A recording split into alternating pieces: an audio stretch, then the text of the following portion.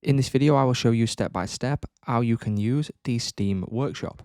So once you have logged into the Steam app, what you can do is go to the top left hand corner, go to Library, click on Home. Now from here, what I recommend doing it is going to the top left hand corner, clicking on the three horizontal lines.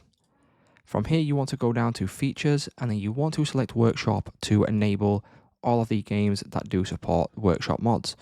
Now, as you can see, I've got two games here, so what I will do is select one of these, and then you want to go over, click on the Workshop option, and now what you need to do is you want to go ahead and go down to most popular, most subscribed, most recent. You can also browse by tag down here on the right hand side, or you can simply search in the search bar if you know the name of the mod. So basically what this is it will allow users of Steam to add on their own sort of mods and things like that and changes to the game in-game. So what you can do, for example, is if I want to get the best Wonder Kids on Football Manager, I will click on this. That will then bring me over to this page, and then all you simply need to do to download and install these from Workshop is select subscribe. Now, for example, once I click on subscribe, it will say this item has been added to your subscriptions.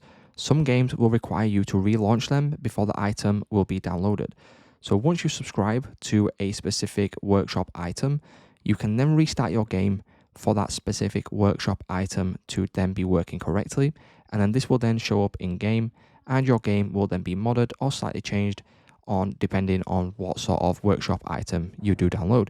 So it's just that simple, guys. That's basically a beginner's guide to Workshop. If this video did help you out, please leave a like on today's video, and I will see you in the next one.